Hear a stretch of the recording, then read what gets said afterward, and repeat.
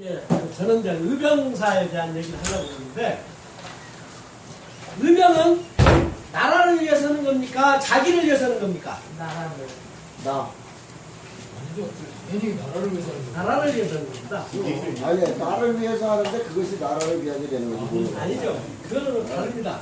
나는 그냥 희생 당해버려도 좋다. 그러니까 나를 던지는 이유가 나를 위해서 던지는 거라니까. 나를 위해서 하는 아니, 거는 그러니까 그거는 서로의 사상의 차이니까 네, 그거 자, 그냥 자. 진짜 이게 결론은 같은데. 철학적인 얘기인데, 예. 철학적인 얘기인데, 실질적인 에고이스트, 소위 말하면 이기적으로 나를 위한 것이냐, 아니면 내가 나라를 위해서 명예롭게 이제 산화함으로써 훗날 형이 상학적인 나를 위한 것이냐 하는 것을 봤을 때는 이자가 맞을 수도 있어요. 네, 뭐. 그러니까 아니, 이건 뭐 결론은 이해하는 중요하지만 축에 따라서 다르다는 걸 질문 말씀드리고. 자체가 이게 이제 애매했어요. 제사지낼 때 양을 옛날에 신도에서 시작해 그러시기 때문에 네. 자기를 위해서 하는 의병은 없습니다. 네. 물론 내가 존재해야 의병할 자, 다음 주에는 강의가 끝난 뒤에 질문 시간을 드리도록 하겠습니다. 그 이제 강의 맥이 끊어지지 않도록 들어가면서 질문을 위한 질문보다는 이해하는 방향으로 노력해 주시기 바랍니다. 네, 우리 의병사를 놓고 보면 그래요. 가까운 예로, 이제 물론 4333년 전에, 4349년 전에 나라를 건설할 때도 의병들이 세웠다고 했잖아요. 우리나라는 역사가 의병으로 세워진 나라로부터 시작해서 오늘날까지 의병에 의해서 나라백이 이어져 온 겁니다. 고려 때도 그렇고 조선왕조 때도 그렇고 정규군은 도망가기에 바빴어요. 그러면 이 땅에 살고 있는 소위 백성들이 서로 의기를 포함해서 싸워서 투쟁을 해서 소위 광복군도 만들고 임시정부도 만들고 다 그랬지. 조정에서는 기분 좋게 다 넘어가고 새로운 귀족이 돼서 한일 합방 3일 만에 공작, 백작, 일본 중추원, 중의원 다 출세했어요. 그 사람들이 오늘날까지 지금 출세하고 있는 겁니다. 그래서 우리가 역사가 고쳐지지 않고 있는데 마찬가지로 우리 한말을 보면 소위 한말이라고 하는 좀 어폐가 있을 수 있습니다만은 이제 이 소위 한일 합방 이후에 보면 우리가 이런 걸 생각할 수가 있어요. 국민들이, 백성들이 나라를 위해서 호련히 일어서 가지고 정의, 국가를 위해서 싸우고 있을 때 그것을 진압할 수 있는 힘이 없어. 조정 자체가.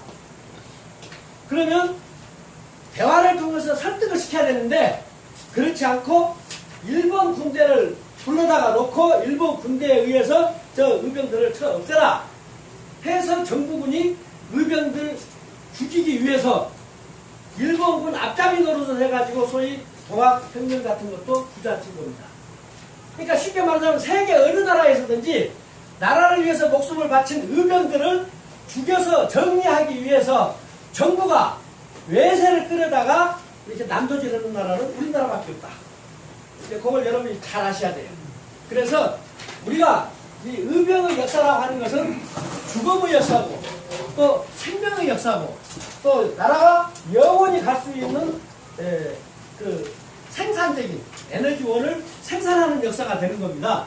그래서 이 의병사가 아주 중요하다는 것을 말씀드리고 또 임진난 같은 경우에 정부군이 승리해서 성을 탈취했다. 그런 기록이 있습니까? 없어요. 하나도 없습니다. 하나도 없어요. 자, 부산항에 도착해가지고 서울까지 올라오는 동안 중간에 뭐 탕금대니 몇 군데 거치긴 했지만 그냥 다 무너져 버렸어요. 다 무너져 버렸습니다.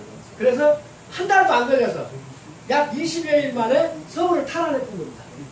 그리고 그렇게 올라온다는 소식을 듣고 왕이 야 빨리 도망가자. 그래가지고 왕을 중심으로 해서 도망을 갔어요.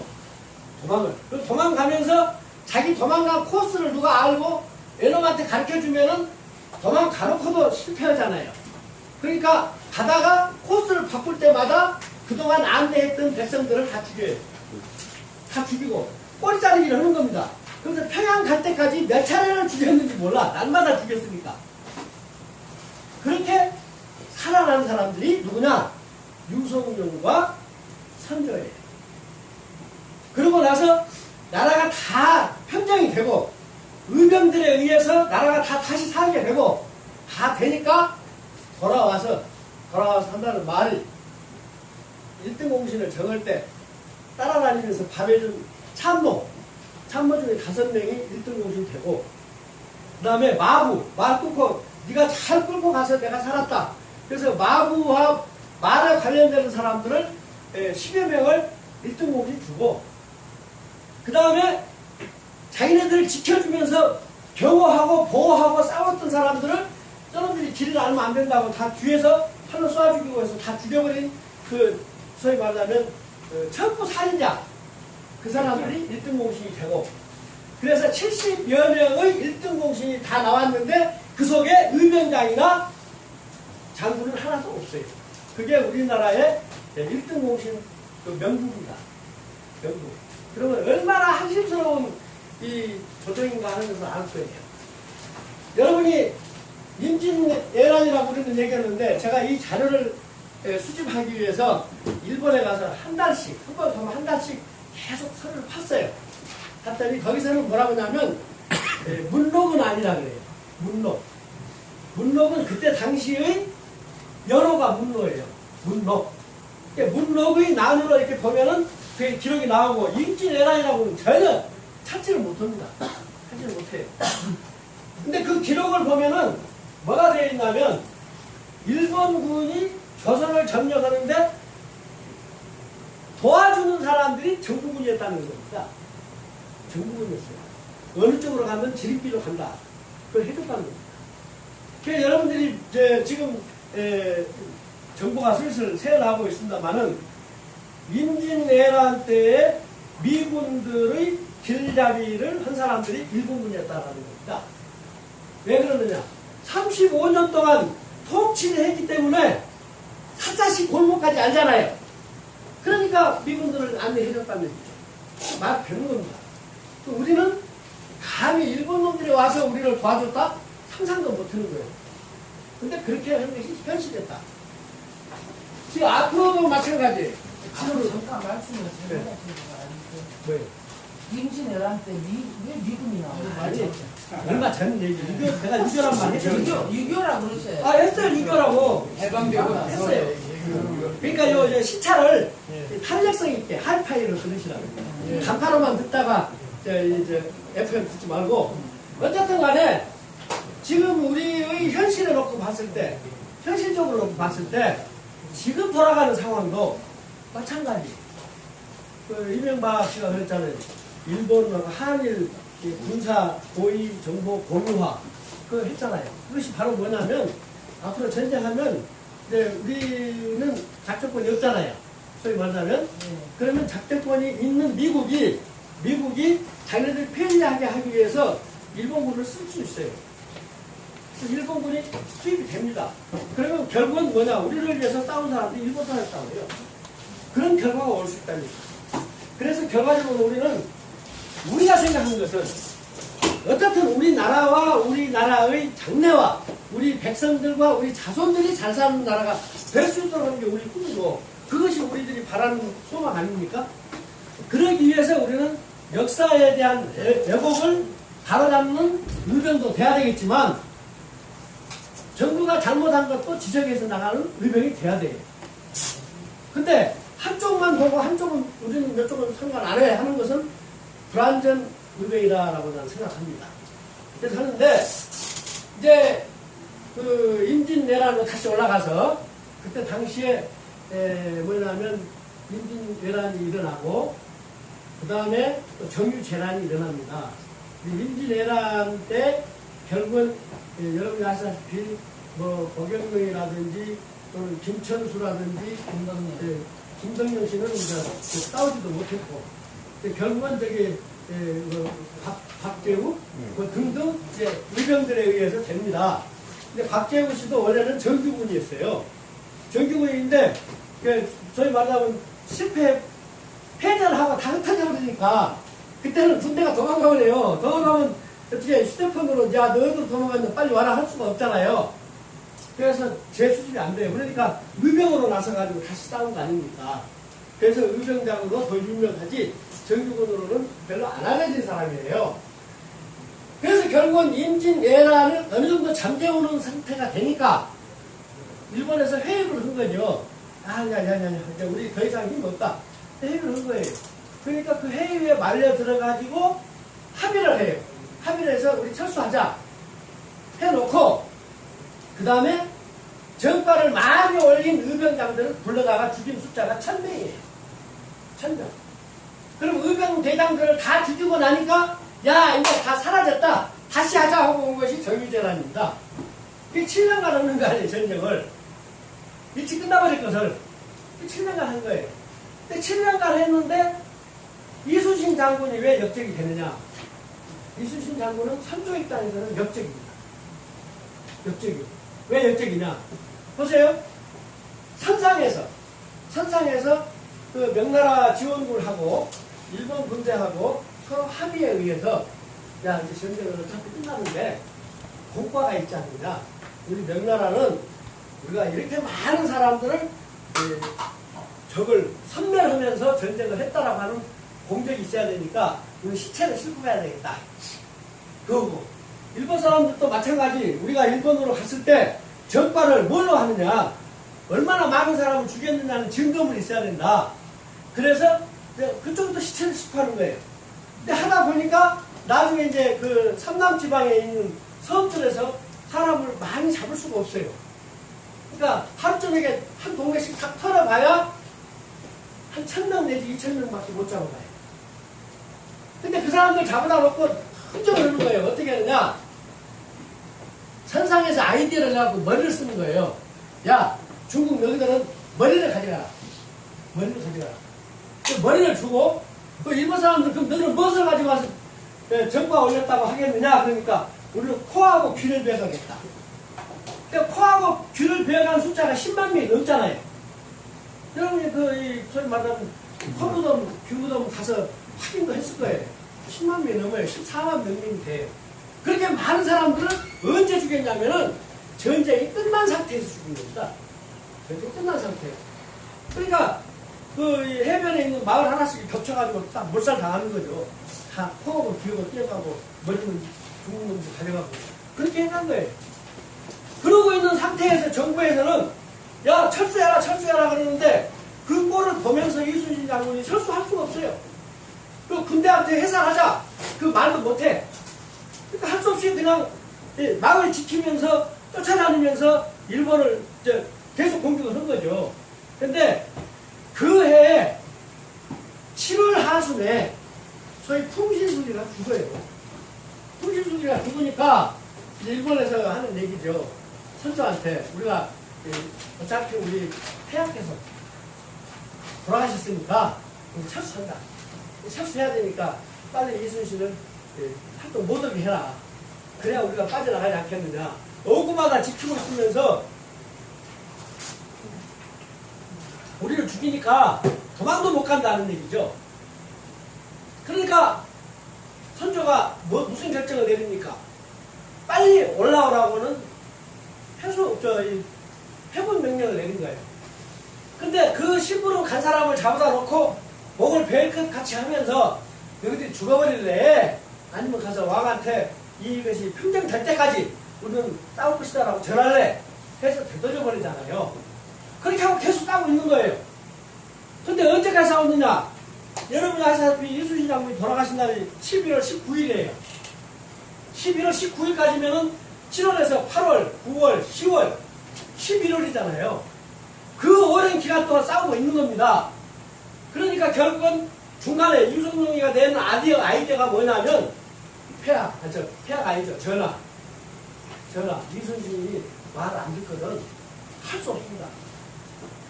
수군 통제사 직책을 없애버리려면 수군을 해산해버려야 됩니다. 그래가지고 9월 하순경에 수군을 해산시켜보잖아요. 그럼 군대가 없어졌어요. 군대가 없어졌는데 이순신을 중심으로 한 군대는 살아있는 거예요. 정부에서는 우리가 해산시키거나 말거나 우리는 끝장 볼 때까지 싸우자 이거거든요. 그렇게 해서 싸웠기 때문에 왕이 올라오라고 해도 안 올라오고 안 그만둔 사람이고 계급장을 떼어버리기 위해서 해군 자체를 해산시켜버렸는데도 끝까지 싸우고 있기 때문에 이거는 영모로 몰릴 수밖에 없는 겁니다. 그래서 이제 마지막 노량해전에서 다 빠져나가고 마지막 마무리 짓는 상황 속에서 이순신 장군이 그러잖아요. 내가 죽거든 죽었다고 알리지 마라. 그러잖아요. 난중일기를 돌아가시기 이틀 전까지만 쓰고 그 다음에는 안 썼어요. 근데 돌아가신 날 그 순간까지 일기를 써졌습니다. 누가 썼느냐? 조카가 쓴 거예요. 조카가. 그래서 글씨도 다르고 그 표현도 다르고 그런데 어차피 그래서 결국은 이순신 장군이 역적으로 몰리고 올라오면은 단두대에 사형의 받을 그런 사형감밖에 안 됩니다. 그런 상태에서 마무리가 지어지는 거죠. 그래서 훗날 이런 얘기를 합니다. 그 영의정이라는 사람이 뭐라 그러냐면 하도 단파 싸움이 노론소론 막 심하게 하니까 그 사람들 앞에 피를 토하는 심정으로 뭐라고 얘기를 하냐면 이렇게 단파 싸움이 치열한데 오죽했으면 이순신 장군이 살아있으면서도 죽었다고 했겠느냐. 그 얘기를 합니다. 그 기록에 의해서 이순신은 그때 죽질 않았다. 나는 그 수수께끼가 나오고 거기에 해당되는 논문들이 나오기 시작하는 건데 결국은 뭐냐면 단파 싸움 때문에 그런 거거든요. 그 단파 싸움의 원인을 추적해 보면은 우리가 말하는 그 임진왜란은 유성룡이 불러들이는 재화입니다. 왜 그런 말이 나오냐면 우리는 그래도 임금 따라다니면서 임금을 보호하고 결국은 마무리 질 때까지 그 제사의 입장에서 일을 했기 때문에 유성룡을 훌륭하게 본 사람들도 많이 있어요. 근데 그 사람이 징비록을 써놓고 그 징비록의 내용과 상반되는 내용이 있는 글을 쓴 자는 모두 죽였어요. 그러니까 임진왜란에 관련되는 임진록 소위 책들이 많이 있었거든요. 근데 그게 다 저자가 없어. 왜? 이름을 나타내면 죽으니까. 그래서 임진왜란에 관련되는 모든 기록은 저자가 없다. 그게 특색이고 두 번째 소위 유성룡이 쓴 징비록이고 상반되는 것은 존재할 수 없도록 다 해버린 겁니다. 근데 제일 중요한 건 뭐냐면 그 징비록 속에서 나는 그걸 찾았어요. 뭘 찾았느냐? 저희 그 일본으로 그 통신사 가잖아요. 저도 통신사 갔을 때 이제 수석으로 간 사람은 한 사람이고 또 그 부수석으로 간 사람은 김수사예요. 근데 갔다 와가지고 김수사라는 사람이 절대 쳐들어오지 않는다. 일본에 대해서는 마음판 놔버려라. 괜찮다. 하고 얘기를 하는 사람이고 그리고 황이라는 사람은 위험하다. 지금부터라도 빨리 준비를 해야 되고 서두르지 않으면은 손쓸 겨를도 없이 우리는 당한다. 하고 얘기를 했습니다. 근데 그날 저녁에 징비록에 의하면 유성룡이 학형이거든요. 김성희라는 사람이 학형이에요. 5살 우회고. 근데 형 자네 우리 집으로 좀 오소. 그래가지고 계급은 자기가 높고 그 사람이 나이는 많고 선배고 해요. 그래서 집으로 오소. 그러니까 집에 간 거예요.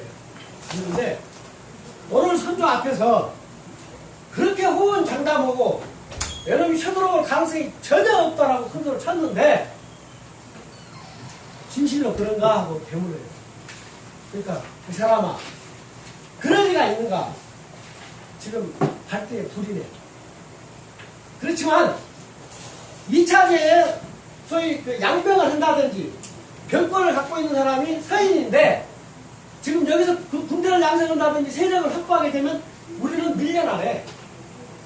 우리는 밀려나네. 그러면 우리가 밀려나게 됐는데 어떻게 할 것인가? 안 되네. 일단은 이것도 막고 저것도 막아놓고 그 다음에 이제 검토를 해야 되네 하고 얘기한 내용을 징비록에다가 써놨어요. 그러니까 결과적으로는 유성룡이도 알고 있었다는 얘기거든요.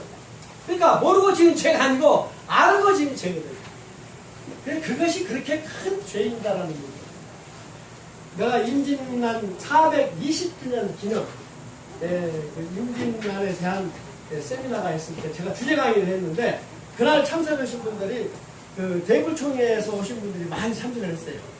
그때 이제 박희도 장군도 오고 이제 여러 장군들이 왔었는데 유성님이 불러들인 재화라고 내가 얘기를 하니까 다 얼굴 놀란 거예요. 그래가지고 저녁에 식사 같이 하면서 아니 그렇게 위험한 발언을 해도 되냐고 그래서 아니 진실을 나는 얘기했을 뿐입니다 하고 얘기를 하고 하니까 맞아 나도 그렇게 생각을 하는데 이 사실을 몰랐기 때문에 그냥 넘어갔다 하는 얘기를 하더라고요. 그래서 그 뒤는 이제 나하고 친해지는데 문제는 그래요. 위정자가 나라를 위해서 정확한 판단을 해줘야 되는데 정확한 판단을 안 하고 자기네들의 입지를 위해서 요새 말로 뉴라이트라고 하는 그 테마 속에서 말을 잘못하기 때문에 대통령만 바보 되는 거예요. 이번에 뭐 건국절 얘기 나온 것도 역사에 큰 범죄를 저지른 것이 되고 또 그 다음에 그 안중근 의사가 하얼빈에서 숨지겠다고 하는 것도 그것도 웃음거리예요. 이토 히로부미가 하얼빈에서 숨지겠습니다. 그리고 안중근 의사는 여순 감옥소에서 사형을 당했고 근데 그런 것들이 바로 뉴라이트 사고방식에 의해서 써준 것들을 읽은 거예요. 나는 그렇게 생각해요. 만약에 그 양반이 자기가 생각해서 그렇게 말했다면 무식한 거고 그런 것을 우리가 발견할 수 있다는 겁니다. 그래서 내가 말하는 의병사는 우리 의병을 창설할 때도 동학을 일으켰던 전봉준 씨가 목이 날아간 서소문 사형터에서 우리가 창설을 했고 그 다음에 이제 그 전봉준 씨가 실패하게 된 원인이 힘이 모자라서가 아니라 경부군이 왜군을 끌어다가 왜군 앞잡이 노릇하면서 결국은 함정을 파가지고 잡았다는 거예요. 저기 남원 있는 데서 결국 체포됐는데 그때 그 체포할 수 있도록 역할한 사람이 한아우의 장관이에요. 장군. 근데 그 한아우의 장군이 이제 근무를 놔가지고 정보를 딱 입수해서 일본 기무청에다가 보고를 해서 소탕 잡게 된 거예요. 마찬가지로 오늘날에도 우리가 의병의 기치를 갖고 투쟁을 하고 있는데 우리의 적은 내부에 있다. 그래서 우리나라의 사학자들이 적이 되는 거고 그것을 왜곡한 것에 의해서 출세한 사람들, 왜곡한 것에 의해서 벽을 보는 사람들 이런 사람들한테 문제가 있다는 겁니다. 지금 서울대학교하고 연세대학교가 광복 이후로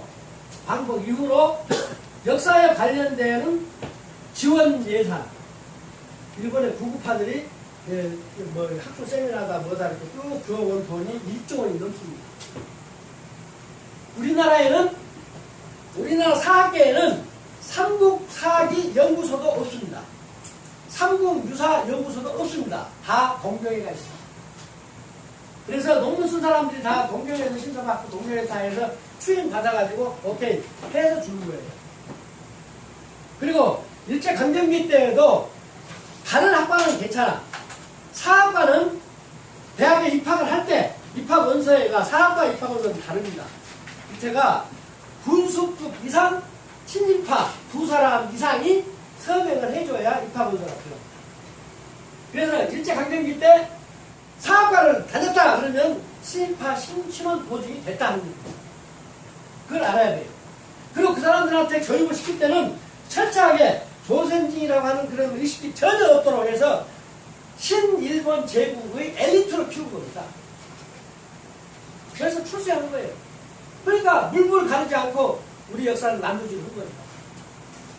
그러니까 여러분들이 아주 심각하게 그런 것들을 생각하고 역사가 우리가 가만히 보세요. 고구려는 신라가 됐건 백제가 됐건 마지막 망할 때는 무엇에 의해서 망합니다. 소위 내부에 있는 세작에 의해서 망합니다. 그렇기 때문에 지금도 여러분이 그 건국절과 광복절에 대해서 또 실감나게 모르시는 경우가 있을 것 같으니까 이것만 간단하게 멘트하고 제가 오늘 일찍 끝내려고 합니다. 그냥 7시까지인데 7시 다 됐거든요. 그러니까 하는데 만약의 경우 건국절로 하게 된다면 우리나라 역사는 전무합니다. 1948년 8월 15일을 기준으로 해서 대한민국 역사가 시작되는 거예요. 신생국가입니다. 그 예전에 유구한 역사와 빛나는 뭐 문화와 뭐 이런 거 없어졌고요. 어저리. 그래서 결과적으로는 뭐냐면 중국에서도 하는 얘기가 너 충청도에 가봐라. 독립기념관 있지 않냐. 독립기념관에 가서 뭐 1945년도에 만세 불렀고 그 다음에 1948년도에 남한정부 생겼지 않냐. 그때부터 너의 역사지. 그 전 역사는 너의 역사가 아니다 이거야. 아니다. 그렇게 주장을 합니다. 그리고 일본도 마찬가지로 그렇게 얘기해요. 그래서 결국 우리는 역사가 없어. 그러면 이제 이 이전의 역사를 연구하려면 참고사항으로 나더라 하는 것이지 우리가 역사로 연결이 되지 않습니다. 그래서 국사라고 하지 말자 하는 얘기가 있고 국사는 소위 대한민국으로 생겨진 국사부터 시작하니까 그건 이제 국사라고 하지 말자 하는 얘기고 그것도 임시정부 맥통을 이은 대한민국으로 하면은 내년 전해년 그 다음에 2019년도가 건국 100주년입니다. 그래서 우리 국사찾기 협의회에서는 건국 100주년 행사를 전 세계적으로 우리 동포들과 같이 하기 위해서 제가 기획을 하고 지금 벌써 연결을 지어서 다른 나라에 있는 우리 교포들하고 연결해서 추진하고 있는데 100주년 기념 행사를 멋있게 하려고 그래요. 근데 왜 그러느냐? 그러면 100주년이라고 해야 소위 대한제국과 연결이 됩니다. 대한제국이 1919년 고종이 죽음으로써 없어져 버리잖아요. 없어져 버린 뒤로 그 다음에 1948년도에 건국을 새로 하게 되면 일제강점기는 그냥 우리나라는 없는 겁니다. 그러면 광복군도 존재 가치가 없고 모든 친일파도 없어져 버리죠. 없어져 버리죠. 친일파가 없습니다. 그래서 친일파들이 살아나는 길이 생기는 거죠. 새로운 길이. 그래서 우리 역사를 대한민국으로 시작한 것은 대한제국의 왕이 돌아가심으로써 왕이 끝남으로써 민족이 다시 이어서 제국이 민국으로 바꿔지는 거거든요. 이 역사적인 큰 핵입니다. 제국이 민국으로 바꿔지는 것이 우리는 건국이다. 그러면 일제강점기 때 소위 이봉창 씨라든지 뭐 누가 도시락 폭탄을 던졌다든지 뭐 여러 가지 활동하는 것이 다 우리 살아있는 역사가 되는 거예요. 근데 그런 점에서 상당히 중요한 것이 되고 또 하나 중요한 줄거리가 뭐냐면 거슬러 올라가면 태계 이황 선생 있잖아요. 이황 선생의 계보로는 모두가 다 관직에 머무르면서 저희 위에 있는 권세를 하늘처럼 펴고 아래에 있는 사람들을 이렇게 이끌어 나가는 1인 지하의 만인 이상의 사고방식이거든요. 근데 이율곡 선생의 사고방식은 전혀 틀립니다. 그분은 주저하기 아니에요. 양명하기입니다. 그래서 뭐냐면 현실적으로 그 나라와 백성들의 의식구조하고 바란스를 맞춰가면서 발전하고자 하는 겁니다. 다분히 민주주의적인 것이고 봉건주의적인 것이 아니죠. 근데 그런 사람들이 모여있는 곳이 나중에 이제 정예립 사건이라든지 뭐 여러 가지로 소위 도태나갑니다. 도태나가다가 강화도에 있는 정제부에 의해서 철학이 정립이 되니까 강화학파라고 그러죠. 그 다음에 그것을 받아들인 것이 경기도거든요. 그래서 이제 기호학파라고 해서 이제 연결이 됩니다. 그래서 기호학파는 항상 야당이었고, 이제 주자학은 여당이었어요. 그런 상황이 됩니다. 같은 성리학이라도 전혀 틀립니다. 틀려요. 그래서 유성룡이가 진비록에 써진 말을 빌리자면 뭐라고 했냐면, 우리 조선은 망해도 아무렇지 않지만, 조선이 망하고 나면은 명황제가 동쪽 울타리가 없어서 허전히 하실 것 아니냐. 그러니 우리가 목숨을 다해서 충성을 해야 된다. 이것이고, 두 번째, 의병들을 다 잡아다가 죽일 때 뭐라고 했냐면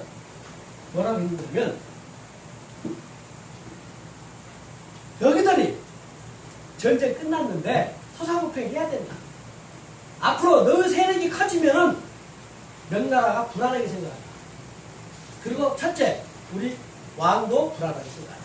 그러니까 너희들은 군대가 없어야 되고 우리는 명나라의 보호를 받아야 된다.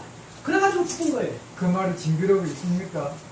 그 말은 징기로이가 없고, 아까 말은, 소위 명나라가, 그 명황제가 이제 불안하게 생각할 것 같아서 한다 하는 것은 징기로이 나옵니다. 그래서 결과적으로 뭐냐면, 우리가 이 사대주의라고 하는 것이 그냥 생긴 거 아닙니다. 그 향교라고 하는 것도 마찬가지고. 그래서 내가 30년 전에 성균관대학교에서 유교대학이라고 막 생겼었어요. 그 유도대학이라고 생겼는데, 그때 내가 성균관에 가서 강의할 때 첫 강의가 뭔지 아세요? 첫 강의. 유도대학에서 첫 강의. 바로 뭐냐면, 소위 공자의 철학을 여러분들은 못 받았다라고 했습니다. 무슨 소리냐? 우리가 공자님은 제일 잘 모시는데, 그래서 공자의 철학을 받은다면, 첫째, 경천, 하늘을 모셔야 돼. 근데 하늘을 싹 빼버렸어요. 그 어디 줬느냐? 명나라 명왕자한테 줘가지고 천단에서 하늘에 제사 지내도록 해준 거예요. 국경에 가서 한번 보세요. 천단이 1406년에 처음 시작했다라고 나옵니다. 그 전까지는 우리 고려 때는 고려가 지냈고, 그 다음에 조선왕조 때 그 전쟁통에도 이성계 씨가 삼천각에서 천지를 드렸습니다. 기록이 나옵니다. 그리고 나중에 나라가 이제 대한제국이 된 다음에 고종이 지금 원구단에서 천지를 드렸습니다. 그 가운데는 전혀 없었어요. 예, 명나라를 지냅니다. 그래서 명나라가 천재단을 지내고 하늘을 하기 때문에 명나라에서 온 소위 말하면 외교관이 천사가 되는 거예요. 천사가 되고 그거는 천왕이 되는 거고, 그리고 우리나라는 사람을 중심으로 해요. 그래서 그 공자를 중심으로 한 성현들, 사람들을 모아서 소위 서원에서 제사를 드렸어요. 그래서 경천을 떼어버리고 애인만 한 거예요. 그래서 결과적으로는 목 없는 몸뚱이가 여러분이다라고 다 있는 거예요. 그래서 거기서 이제 유승국 씨라고 하는 분이 성균관대학교 총장이었는데, 그분이 나한테 푹 빠진 거예요. 그래서 내 사무실에 계속 놀러 오시고 그래가지고 초창기에 우리 한국 학회 만들 때 저랑 같이 만들었어요. 근데 문제는 뭐냐? 경천애인이거든요. 기독교에서 똑같아요. 위로 하나님을 공경하고 옆으로 내 이웃을 내 몸처럼 사랑하라. 그게 경천애인이거든요. 근데 그것에서 경천을 떼어서 명나라에다 주고, 우리는 신하나라니까 사람만 가지고 제사 지내겠다 하는 그런 것이 된 거예요. 그래서 소위 말하자면 문외, 노브레인이 된 겁니다. 노브레인. 그러니 항상 아바타가 될 수밖에 없죠.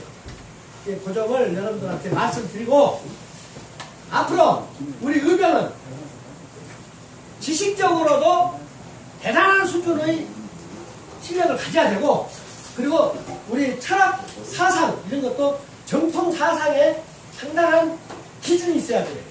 여러분이 시금석이 없으면 동쪽 바람 불면 동쪽으로 흔들리고 서쪽 바람 불면 서쪽으로 흔들리고 그러면 안 돼요. 우리가 기준을 잡아서 앞으로 나갈 수 있도록 확대가 돼야 됩니다. 그런 의미에서 여러분들 내가 자랑스럽게 보고, 여러분 이번에는 이제 특히 2기잖아요. 2기는 이기자. 그래서 나는 2기를 굉장히 기대를 걸고 있습니다. 질문사항 있으면 질문해 주시기 바랍니다. 질문. 네. 질문하고 싶은 게 많은데요. 네, 하나만. 역사 후배에 관해서 얘기하자면, 김구 선생님하고 김홍동 선생님이 계시는데, 왜 역사에서 이렇게 다른 그렇게 비춰졌는지, 그 의미에 대해서 좀 듣고 싶습니다. 그 의미에 대해서는 김구 선생이나 거기 표현하고자 하는 의미들에 대해서 연구를 해보시면 답이 나옵니다.